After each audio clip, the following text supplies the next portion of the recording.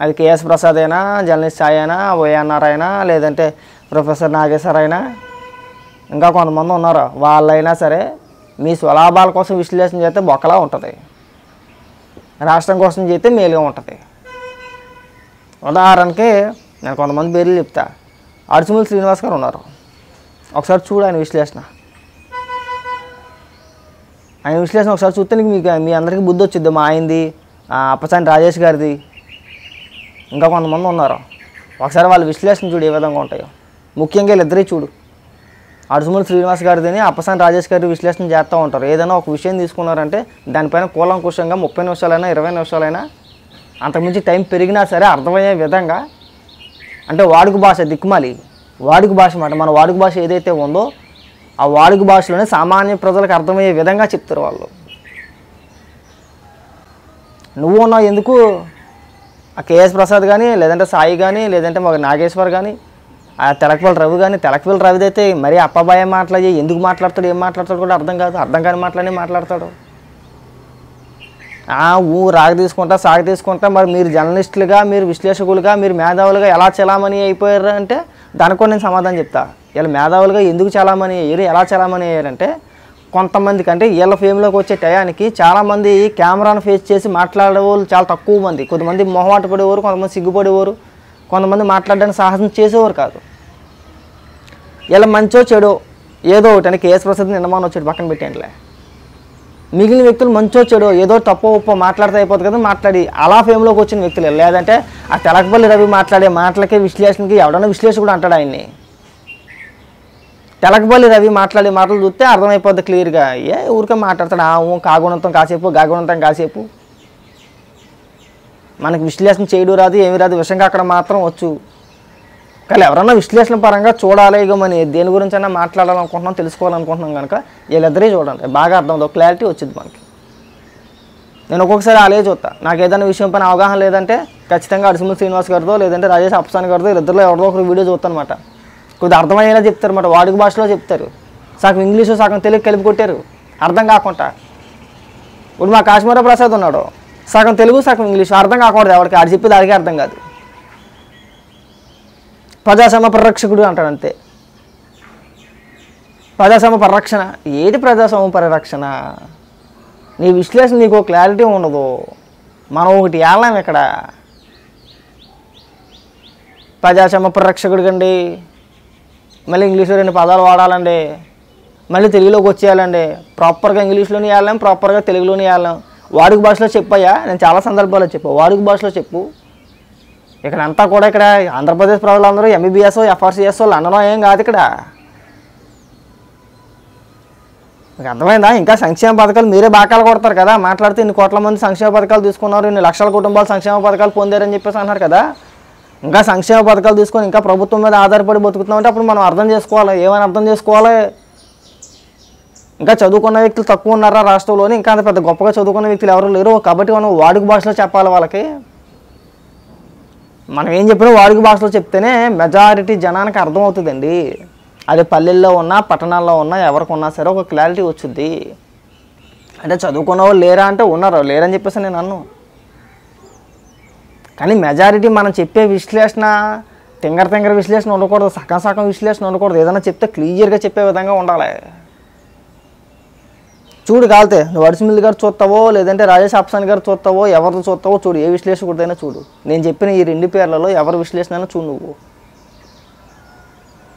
వాళ్ళు వాడుక భాష మినహాయించి, అంటే మన తెలుగులోనే మనం ఏదైతే మాట్లాడుతున్నామో వాడుక భాష, అంటే తెలుగు అంటే కొంతమందికి మాట్లాడేటప్పుడు వేరే ఉంటుంది, టీవీ ఛానల్స్లో వచ్చేది కొద్దిగా అర్థమైనట్టు ఉంటుంది. మన వాడుక భాష మనం ఎలా అయితే మాట్లాడుకుంటున్నామో వాళ్ళు విశ్లేషణ చేసే విధానం కూడా అలాగే ఉంటుంది. జనానికి అర్థమయ్యేలా చెప్పాలి, అది విశ్లేషకుడికి ఉన్న లక్షణం. తెలకపల్లి రవి అయితే నోట్లో పళ్ళు ఉండవు, కానీ ఆయన విశ్లేషకుడే. తెలకపల్లి రవికి నోట్లో పళ్ళు ఉండవు, పళ్ళు లేకపోయినా కానీ మమ్మమ్మ అన్న ఏటి మమ్మమ్మ అన్న ఏం అన్న మమ్మమ్మ ఏం విశ్లేషణ అది? అది ఎక్కడ? నువ్వు నీ మాట పేరు చూసినట్టు ఎవడు విశ్లేషకుడు అనుకోండి, నువ్వు విశ్లేషకుడు అనడు. అయితే నీ టైం బాగుండో, లేదంటే నీ గ్రహచారమో టైమో బాగుండో నువ్వు ఆ స్థాయికి వెళ్ళి కూర్చున్నావు. కానీ లేదంటే 4 మాటలు తక్కగా 4 మాటలు గొక్క తిప్పుకోకుండా మాట్లాడలేని వ్యక్తి నువ్వు విశ్లేషకుడు ఏంటాయి అసలు? నువ్వు ఏ విధమైన విశ్లేషకుడు మాకు అర్థం కాదు. వాళ్ళని చూసి నేర్చుకో, కొద్దిగా నేర్చుకోవాలి ఖచ్చితంగా. నీలాంటి వ్యక్తి నువ్వు కానీ, ఆ కాశ్మీర ప్రసాద్ కానీ, లేదంటే ఇంకో కొంతమంది వ్యక్తి ఉన్నారు, మీరంతా కూడా వాళ్ళిద్దరిని చూసి బుద్ధి తెచ్చుకోవాలి. విశ్లేషణ చేస్తే కనీసం 10 మందికైనా అర్థమయ్యే విధంగా ఉండాలండి. ఏదో తెలుగు మలయాళం సినిమా చూసినట్టు కాసేపు ఇంగ్లీషు, కాసేపు తెలుగు, కాసేపు ఇంగ్లీషు, కాసేపు తెలుగు. ఆ తెలకపల్లి రవి అయితే మరీ ఘోరం. ఆ తెలకపల్లి రవి అయితే కాసేపు ఏదైనా విశ్లేషణ చేసినప్పుడు, నేను చంద్రబాబు నాయుడు గారి పరిపాలన గురించి నేను ఇంతకుముందు కూడా చెప్పినట్టు గుర్తు నాకు. ముందు ఇది అడవాయి, ముందు ఇప్పుడున్న టాపిక్ ఏంటి, ఇప్పుడు దేని గురించి క్వశ్చన్ అడిగాడు మనల్ని, దాని గురించి ఆడవాయి, దాని గురించి ఆడవు. ఏం చెప్తాడంటే, నేను అందుకే అంటూ ఉంటాను అమరావతిని ఇప్పుడు భ్రమరావతి అని చెప్పేసి అని. ఇది ఇక్కడితో వదిలేస్తాడు. నేను చాలా సందర్భాల్లో మీకు ఇంతకుముందు కూడా చెప్పాను కదంటే, మరి దీని గురించి ఎవరు చెప్తాడు? నువ్వు గతంలో చెప్పేవాళ్ళు, ఎవరికి అవసరం అది?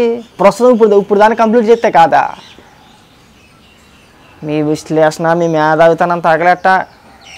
ఇంకా చాలామంది ఉన్నారు. మా ఉండవల్లి అరుణ్ కుమార్ మంచి పని చేసాడు.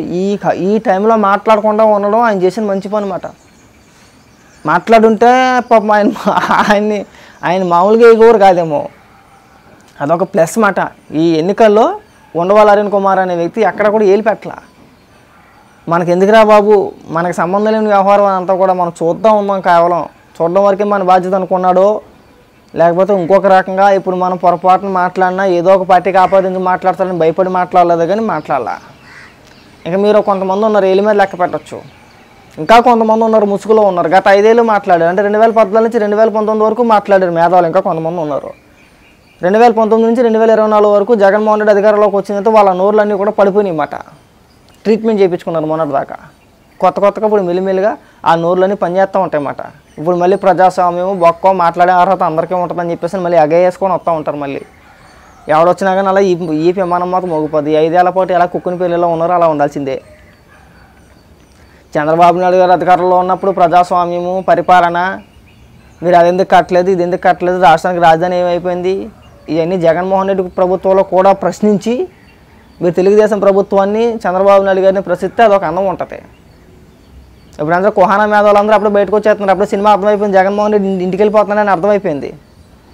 ఇప్పుడు వీళ్ళ కడుపులో ఉన్న ఇష్టం అంతా, వీళ్ళ బుర్రలో ఉన్న దేద్దరాన్ని అంతా కూడా రాష్ట్ర ప్రజల మీద రుద్దేయాలి. ఇంకా అందరూ వచ్చేస్తారు, ఇంక వరుస లైట్ అన్నమాట. ప్రతి ఒక్కరూ మేధావి, మీ మేధావితనం తగ్గట్ట. రాష్ట్రానికి దమ్ముడి బిల్ల ఉపయోగం ఉంటుంది మీ వల్ల. ఆ కేఎస్ ప్రసాదో, తెలకపల్లి రవో, లేదంటే కసాయో, లేదంటే ఆ ప్రొఫెసరో కే నాగేశ్వర్, మీ వల్ల రాష్ట్రానికి కానీ రాష్ట్ర ప్రజలకు కానీ దమ్ముడి ఉపయోగం ఉండదు. మీ సొంత సులాభాల కోసం మీ బాకాలు మీరు ఊదుకొని మీ డబ్బాలు మీరు కొట్టుకోవడం తప్పితే, లేకపోతే మీరు విశ్లేషకుడు ఏంటి? బొత్తుగా సిగ్గుసారు. లేకపోతే నాది ఎక్కడ విశ్లేషణ? ప్రాపర్గా ఒక దాని మీద ఎవడైనా సరే ప్రాపర్గా నేను చెప్తున్నాను కదా, ఈ నలుగురు ఎవరైతే ఉన్నారో, ఆ తెలకపల్లి రవి, కేఎస్ ప్రసాద్, ఆ ప్రొఫెసర్ నాగేశ్వర్ కానీ, మా కసాయి కానీ, కాశ్మీర ప్రసాద్ అలాగా ఉన్నాలే, మీరంతా కూడా ఏదో ప్రాపర్గా నేను ఒక దానిపైన విశ్లేషణ చేశా, పోలవరం గురించి లోతైన విశ్లేషణ చేశా, లేదంటే అమరావతి గురించి లోతైన విశ్లేషణ చేశా, లేదంటే రాష్ట్ర ఆర్థిక పరిస్థితి గురించి లోతైన విశ్లేషణ చేశా. ఎవడైనా సరే ఇదిగో మేము చేసిన విశ్లేషణ ఇది, నీకు ఏదైనా అర్థం కాకపోతే మమ్మల్ని అడుగని చెప్పేసి ఎవడైనా ఒక వీడియో చూపించండి అయ్యా. మళ్ళీ అది గురించి నేను మాట్లాడను. ఇలా విశ్లేషణ చేయడం అంటా కూడా తెలుగుదేశం పార్టీ పని చేయాలా, చంద్రబాబు నాయుడు గారి పని ఇలా విశ్లేషణ చేయాలా, పవన్ కళ్యాణ్ గురించి ఇలా మాట్లాడాలి, అది కూడా విశ్లేషణే, లోకేష్ గారి గురించి మాట్లాడాలి, అది కూడా విశ్లేషణే.